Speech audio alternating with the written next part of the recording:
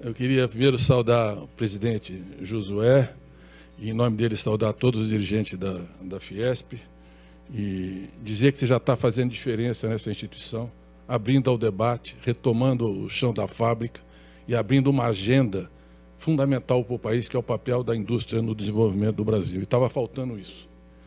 Queria saudar o presidente Lula e o presidente Alckmin, já seguindo a orientação do meu presidente, dizer que essa é uma aliança improvável, imprescindível nesse momento do país e complementar, porque são duas experiências extremamente ricas, experiências de governo, o presidente Lula no governo do país e o governador Alckmin governando o estado economicamente mais importante do Brasil. Portanto, são duas experiências que se complementam e que são fundamentais para enfrentar o tamanho do desafio que se avizinha. Eu queria começar dizendo que o nosso programa de governo é amplamente participativo. Nós tivemos uma plataforma, nós já processamos 13 mil propostas. E tem propostas simples, tem propostas ingênuas, mas tem propostas extremamente bem elaboradas, ricas e que precisam de toda a atenção. E recebemos 350 propostas de entidades da sociedade civil. Então, estamos fazendo um esforço gigantesco. Nós vamos fazer um documento sintético. Aproveito aqui para esclarecer a imprensa. Não tem retirada do ENCLA no documento e não tem regulação da agricultura. Isso não estava no documento e não vai ser introduzido sem um debate transparente e democrático com todos os partidos que compõem a nossa agenda. Foi um problema lá da comissão de revisão. Mas dizendo que esse programa de governo vai ser um documento sintético, mas todas as contribuições que nós estamos recebendo serão encaminhadas às equipes de transição se nós vencermos as eleições. Então, é muito rico, vai ajudar a elaborar, a formular e a construir o programa de governo. Eu começaria dizendo que, no nosso programa de governo, uma das preocupações centrais, coração do desenvolvimento, é o papel da indústria de transformação.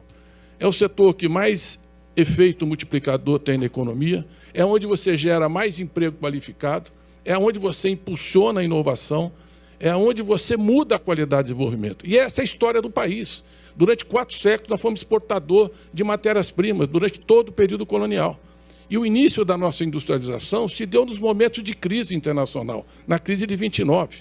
O Getúlio, com toda a ambiguidade, o período autoritário do Estado Novo, trouxe o impulso industrializante com a Vale, com a CSN, com a Fábrica Nacional de Motores, com a Fábrica Nacional de Vagões, e posteriormente o Juscelino pega essa estrutura, o Getúlio ainda deixa o BNDES e o BNDE na época, e a Petrobras, e o salto industrializante do Juscelino Kubitschek em 50-56 no plano de metas. E o regime militar, com tortura, com censura, com todos os defeitos de uma ditadura, foi um período industrializante do Brasil. E nós temos que reconhecer esse esforço. E nós perdemos essa bússola e esse rumo na história recente. O presidente Lula, nos 8 anos, a ideia do mercado de consumo de massas, e o período que o PT desenvolveu e governou o país, teve esse foco como prioridade. E estará no topo das nossas políticas públicas. Sem reindustrialização, esse país não será desenvolvido, não será moderno, não distribuirá renda e não tem lugar nos concertos das nações mais desenvolvidas do planeta. A segunda questão é que, para isso, nós precisamos de Estado. Essa ideia neoliberal de um Estado mínimo pode servir a muita gente, mas seguramente não serve a essa casa. Olhem o que está acontecendo nos Estados Unidos. O que é esse pacote de 280 bilhões de dólares só para microprocessadores? O que é a nova geração da União Europeia, 650 bilhões de euros? Olha o que é a história da China na economia recente ou da Coreia. Nós precisamos de uma sintonia fina entre o Estado, eficiente, moderno, transparente, mas indutor da industrialização e do desenvolvimento, e o setor industrial. E, para isso, precisa ter diálogo, precisa ter conversa. E se alguém que sabe escutar e dialogar é o presidente Lula e construir esse tipo de entendimento. Então, nós estamos vendo que nós precisamos do Estado que impulsione essa reconstrução do país, a retomada das obras e o desenvolvimento. Eu queria destacar que, nesse nosso programa de governo, a primeira prioridade é o combate à fome e a redução da desigualdade. Nós ainda temos 10 milhões de desempregados, nós temos 33 milhões de pessoas passando fome, e fome para o presidente Lula não é uma categoria de análise sociológica, é uma experiência de vida. Portanto, não tem acordo. Isso vai estar no topo das nossas prioridades. E, para isso, uma das nossas elaborações é o novo Bolsa Família, que é muito melhor do que essa compra de votos que nós estamos vendo. No Bolsa Família, a prioridade eram as crianças, para ir para a escola e ter atendimento de saúde. Hoje, o auxílio emergencial tem 4 milhões de adultos que recebem R$600, mas tem mãe com 6 filhos recebendo R$400 e uma criança de 11 anos ligando para a polícia pedindo para poder comer, porque há 3 dias está tomando água com fubá. Por quê? Porque você dilui numa família com 6 anos os R$400. Isso tem que acabar. Nós precisamos de um programa de renda exitoso, como foi o Bolsa Família. Nós precisamos recuperar o salário mínimo. Nós precisamos de um sistema de negociação coletiva, porque é assim em todo o país moderno. E a indústria sabe que precisa negociar. E, para isso, reconstruir a capacidade de diálogo e fazer uma reforma da reforma trabalhista. Eu queria dizer que no topo das nossas prioridades está a sustentabilidade ambiental e a transição ecológica. Esse país não entrará no concerto das nações se não enfrentar o problema da grave crise climática, a começar pela Amazônia. E abrir o interruptor sobre a Amazônia é alguém que não é só um governante, é um líder global, e esse mundo está precisando de lideranças como o presidente Lula. Não tem nenhuma liderança política com a projeção e a capacidade de intervenção. E se nós protegemos a Amazônia, nós precisamos compensar. O mundo precisa por causa dos extremos climáticos, o mundo tem que compensar com investimentos, com recursos, os 25 milhões de pessoas que lá vivem, com pesquisa em biodiversidade, com investimento em infraestrutura. Então, a transição ecológica perpassa todas as nossas políticas públicas, da política de crédito à política tributária e todo o esforço do governo. A sustentabilidade é um valor absolutamente essencial que esse governo quer estar incapaz de compreender e conceber. A transição energética, igualmente. Se é um país que pode liderar a transição energética na direção da energia limpa, é o Brasil. Não é só a hidroeletricidade, é o hidrogênio verde que está chegando, é a indústria é o etanol, meu ministro Roberto Rodrigues, que tem um papel extraordinário, podemos dar um salto nesse setor da biomassas, é a energia solar, é a energia eólica, e nós podemos ter uma industrialização intensiva de energia que poucos países poderão de forma compatível com a descarbonização. A outra transição fundamental é a transição digital. Nós não temos chance no século XXI se nós não dominarmos microprocessadores. Nós construímos no governo do presidente Lula CEITEC para aprender a fazer. E o discurso é o seguinte: o Estado não pode gastar com esse tipo de investimento. Como é que você aprende? Veja o que a Coreia fez, o que a China fez, o que os Estados Unidos está fazendo hoje com 250 bilhões de dólares. Nós temos que dominar a indústria de TI. É aí que está a economia criativa, junto com ela o software, junto com ela empregos qualificados. A indústria automotiva, e o Dom vem destacando isso, precisa de eletroeletrônica embarcada. Ou nós avançamos nessa direção, ou nós vamos perder, como estamos perdendo a competitividade em setores estratégicos da nossa economia. Eu queria ainda destacar que, além da transição ecológica, da energia, e da transição ecológica e da transição digital, nós precisamos da indústria 4.0. Não há como reindustrializar esse país ou disputar esses setores industriais portadores de futuro sem BNDES, sem o FINEP, sem a Embrapi. E está aqui o Luciano, que fez um extraordinário trabalho nessa direção. Nós chegamos a emprestar 4,33% do PIB. Hoje é 0,73%. É um sexto do que nós tínhamos em termos de crédito e financiamento. Como é que a indústria vai competir se a inflação hoje é semelhante aos Estados Unidos e à União Europeia? Nós temos o mesmo padrão de inflação, só que a nossa taxa de juros é 4, 5 vezes o custo do capital e inviabiliza o processo de industrialização.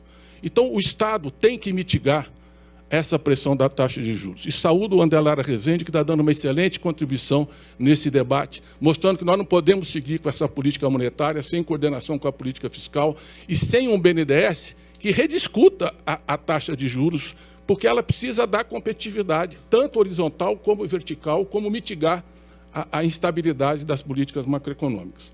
Eu queria ainda dizer que nós estamos definindo alguns setores prioritários. Primeiro, o setor de alto impacto social, como o complexo industrial da saúde. Com a pandemia, com a guerra, com essa bipolaridade China e Estados Unidos, nós temos uma oportunidade de virar uma plataforma de exportações, de ganhar competitividade e de atrair investimento dessa gigantesca liquidez internacional que não vai mais para a Ásia. E o Brasil pode disputar, assim como fez em 29, assim como fez na Segunda Guerra, assim como fez no pós-guerra, essa oportunidade de crise, mas que nós temos condições de atrair investimentos. Da mesma forma, a agricultura. Nós somos um dos países mais competitivos na agricultura, Roberto. Mas por que nós não temos uma política de fertilizantes? Nós estamos reinjetando todo o gás do pré-sal e não temos autonomia em nitrogenados. Por que nós não estamos produzindo insumos biodefensivos? Por que nós não estamos avançando na nossa indústria de máquinas e equipamentos, que vai bem, mas poderia ir muito melhor? Então, nós temos que associar a agricultura com uma reindustrialização do país. Se é um setor que nós temos vantagens competitivas estruturais, é nesse setor. Da mesma forma, nós podemos fazer isso tendo uma agricultura de baixo carbono. Por exemplo, o Mato Grosso tem 11 milhões de hectares de soja. Tem 23 milhões de pecuária. Metade dessa área, 11 milhões desses 23 de pecuária, são agricultáveis. Nós podemos ter um plano safra que estimule a conversão da pecuária em agricultura, que valoriza o patrimônio, e, ao mesmo tempo, impulsionar uma agricultura que sequestre carbono, que nós temos pesquisa em Embrapa para ser setor moderno, com isso conter o desmatamento e ganhar respeito, projeção e atrair investimento.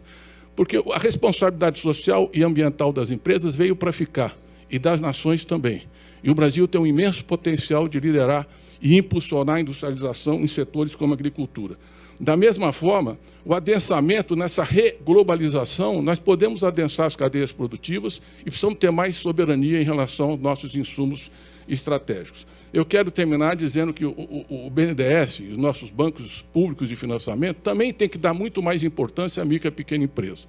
E um caminho para isso é o BNDES impulsionar o papel de fundo garantidor para grandes projetos. Você pode ter muito mais parceria público-privada. E é incrível o PT falar nisso, mas eu vou dar os dados para vocês. Fernando Henrique tem um papel muito importante de avançar nas parcerias público-privadas na concessão das rodovias. Ele fez 5 concessões, 856 quilômetros.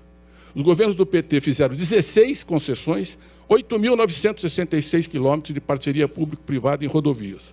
O Temer fez uma de 473 quilômetros. E o Bolsonaro fez 5 de 3.143. E nós mudamos o padrão de concessão. Não era mais quem pagava maior pedágio para o Estado, mas quem reduzia a tarifa e investia mais naquela estrutura de transporte, para dar competitividade sistêmica. Então, nós fizemos 10 vezes mais concessão do que o governo Fernando Henrique Cardoso, 3 vezes mais do que o governo Bolsonaro, e ele pegou o modelo pronto que nós desenvolvemos enquanto éramos governo. Portanto, nós podemos fazer muito com isso, atrair muita liquidez. Nós precisamos de um programa só na área de mobilidade da ordem de 400 bilhões de reais nesse país, de metrô, de VLT, de BRT, de resolver o problema dos grandes centros urbanos. E isso pode trazer investimento privado, com projetos privados, tendo o BNDES como fundo garantidor que assegure esse salto de qualidade. Eu quero terminar dizendo basicamente o seguinte: nós fizemos um imenso esforço em inovação. E o empresário brasileiro não pode mais achar que inovar é comprar uma máquina pronta. Nós precisamos olhar o chão da fábrica, fazer mais e melhor e mais barato. Foi para isso que o BNDES tinha uma diretoria de inovação que foi extinta. 3 bilhões e 600 milhões de reais, hoje é 1 bilhão e 200 de inovação, não tem mais a diretoria, não tem mais essa preocupação. Nós criamos a Embrapi, que é o modelo alemão da Fraunhofer, por sinal, um dos poucos países que compete em termos de qualidade com a China. E temos 1.700 projetos aprovados, e mais de 670 patentes depositadas a partir dessa experiência. Os centros de inovação do Senai, os 26 centros que sustentam a inovação da indústria hoje, quem foi que financiou e ajudou a construir junto com o Senai? Foram os governos do presidente Lula e da presidenta Dilma. Nós é que ajudamos a viabilizar os centros de inovação. E fizemos a Lei do Bem, fizemos a Lei da Inovação, fizemos a Nova Empresa, fizemos o FNDCT, fizemos a FINEP dar um salto extraordinário, aumentou em 66% o financiamento e o crédito. Fizemos o Pronatec, Ciências Sem Fronteira. Eu não vou falar de educação, que eu já vi que é para eu parar, o presidente já está anotando ali, mas eu só queria dizer uma coisa. Nós precisamos formar mão de obra qualificada. E o Sistema S está de parabéns a vocês aqui da Fiesp, que estão fazendo isso, o SESI e o Senai, em parceria com as escolas públicas, e podemos dar um grande salto, mas continuar expandindo a educação superior, como a gestão da Haddad, a mim e outras fizeram. Nós tínhamos 3 milhões e 400 mil estudantes, temos 8 milhões e 100. E é muita gente? Não. Nós temos menos de 18% dos jovens na universidade. A Coreia tem 75%, e há 30 anos nós estávamos na mesma situação. Então, o Brasil tem um grande projeto de desenvolvimento, mas não será com essa mediocridade que está. Precisa de um estadista como Lula, um grande homem público, generoso, os dois, de estarem juntos pensando o Brasil como Geraldo Alckmin, para dar esse salto histórico. E parabéns à Fiesp, que entendeu isso. Muito obrigado.